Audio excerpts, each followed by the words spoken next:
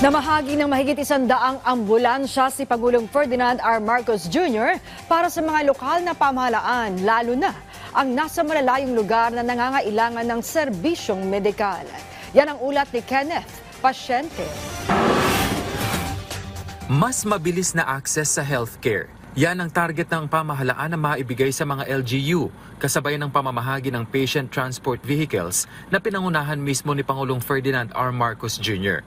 129 na mga ambulansya ang na-turn over sa iba't ibang LGU sa Calabarzon, Bicol Region, Central Luzon, Cordillera at Cagayan Valley na bahagi ng Medical Transport Vehicle Donation Program ng PCSO.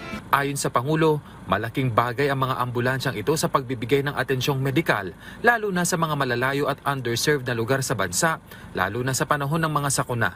We will be giving these PTVs to provincial, city, and municipal governments to help ensure that their constituencies will be given the chance to pull through whenever they need these assets for the rescue, for the healthcare of those who have become victims to these natural calamities.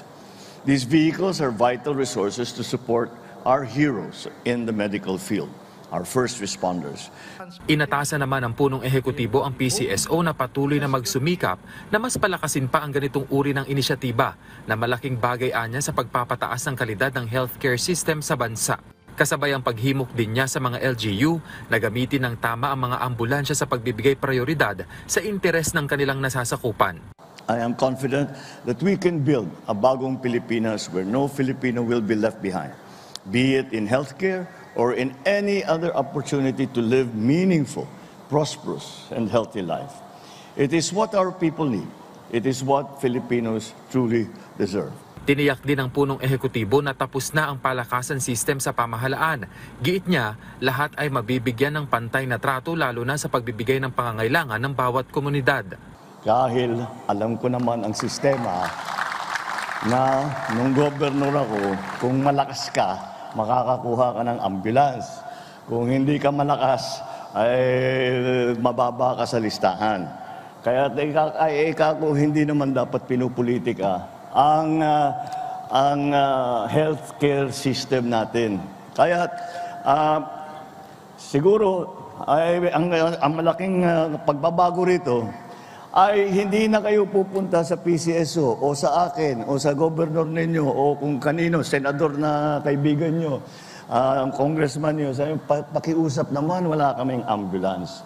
Antayin na lang ninyo na may ambulansang darating sa inyo. Nagkakahalaga ng 2.1 million pesos ang kada sasakyan na fully equipped sa medical essentials gaya ng stretcher, oxygen tank, blood pressure monitor at wheelchair. Sa ngayon ay kasalukuyan ng ginagawa ang procurement process ng karagdagang 1,000 pang mga ambulansya na nagkakahalaga ng 2.2 billion pesos. Yan ay para matiyak na bawat LGU sa bansa ay magkakaroon nito. Kenneth Pasyente, para sa Pambansang TV, sa Bagong Pilipinas.